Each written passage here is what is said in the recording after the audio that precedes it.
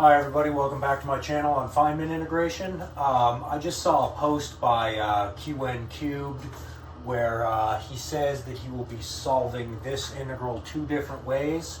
And I've actually already solved this integral on my channel before. I think it was, let me see what it's, I'm not sure. I have looked through my videos, you'll see this on there somewhere. I think it was one of my earlier videos a couple months ago. But I figured since he was going to be doing it, it was a good time to redo it. So this is actually a redo of one of my previous videos. In solving this, we're going to be using this fact. I think that I've used it in the last couple videos. I've used this fact a lot. That the integral from 0 to infinity of cosine tx over x squared plus 1 dx is equal to pi over 2 times e to the negative t. And I will try to remember to put a link in the description to to how I derived that. But using this fact, or given this fact, this integral becomes kind of easy, actually. So let's get started. The first thing I'm going to do is we're going to kind of manipulate sine squared x. Well, we know this. We know that cosine squared x minus sine squared x is equal to cosine 2x. So from there we get sine squared x is equal to cosine squared x minus cosine 2x, right? This goes over there and this comes over there. So yeah, positive sine squared x is equal to positive cosine squared x minus cosine 2x.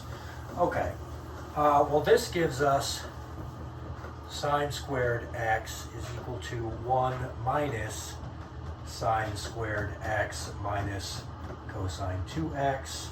And adding sine squared x to both sides gives us 2 sine squared x is equal to 1 minus cosine 2x.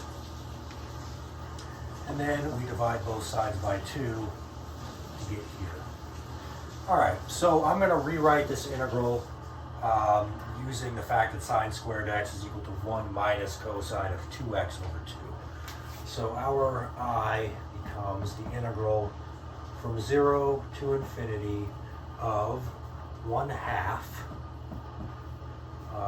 1 minus cosine 2x over x squared times x squared plus 1 dx. All right, so that's good.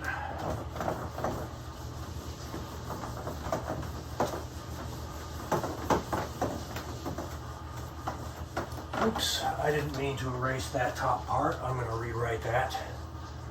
The integral from 0 to infinity of cosine tx over x squared plus 1 dx is equal to pi over 2 times e to the negative t.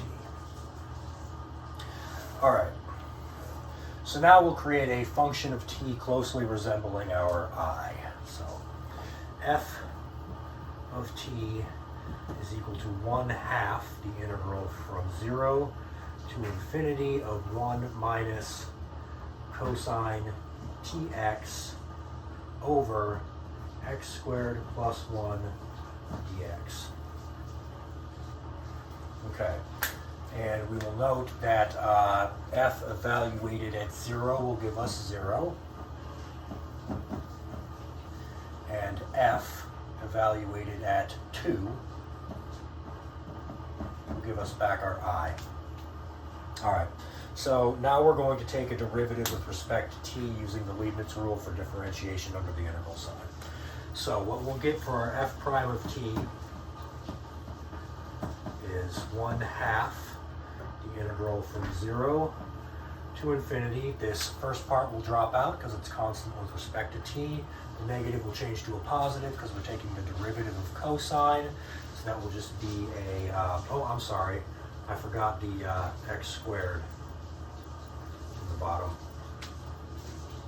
So it'll be this. It'll be sine tx over x times x squared plus 1 dx. Did I do that right? Yeah, this part drops out. Negative becomes a positive. We still have the 1/2, same bounds of integration. Cosine becomes a sine. The x comes out and cancels with one of those x's, so that's right. And we'll note that although we don't really need this fact, we can still write it down, that f evaluated at 0, f prime evaluated at 0 is equal to 0. We won't actually need that though. All right, so let's go one step further. Let's go to f double prime. So f double prime of t. Actually, we will need this. I'm sorry, I misspoke. We are actually going to need that fact. I'm sorry. Okay, f double prime of t is equal to 1/2 the integral from 0 to infinity of cosine tx over x squared plus 1 dx, which is going to equal pi over 4 times e to the negative t. All right. And you could, because this perfectly matches this, which we've already shown in previous videos is equal to pi over 2 times e to the negative t. And then 1/2 of that would give us pi over 4 e to the negative t. All right, now we need to go back up the ladder and go, we need to anti-differentiate twice to get our f of t. So our f prime of t from integrating this side is equal to the integral of this side with respect to t, or the antiderivative. So it's the antiderivative of this with respect to t. So that would give us negative pi over 4 times e to the negative t plus c, using the fact that I originally said we wouldn't need, we actually do need that. Using the fact that f prime of 0 is equal to 0, that would give us 0 is equal to negative pi over 4 plus c, or in other words, c is equal to pi over 4.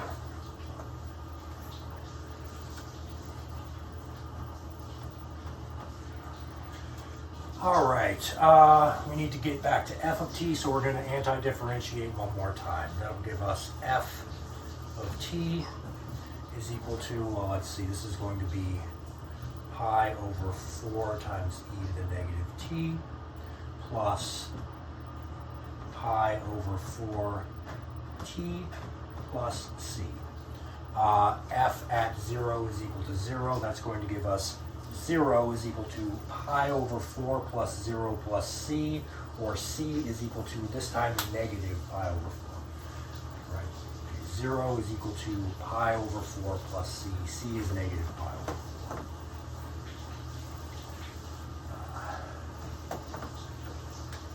Minus pi over 4. And our I is equal to f evaluated at 2, so I is going to equal pi over 4 e squared plus pi over 2 minus pi over 4. So that would just be a plus pi over 4. Did I do that right? We're taking this at the point t equals 2. So this will become an e to the negative 2, or 4e to the negative 2. This would become a pi over 4 times 2, which would be pi over 2 minus pi over 4 is plus pi over 4. That is the correct answer. I could write it a little bit nicer though. I think I'd like to write it this way. Pi over 4 times quantity 1 plus e to the negative 2. Yeah, I think that's how I'd like to write it. So anyway, there you go. That is the integral from 0 to infinity of sine squared x over x squared times x squared plus 1 dx is equal to pi over 4 times quantity 1 plus e to the negative 2. Hope you enjoyed that.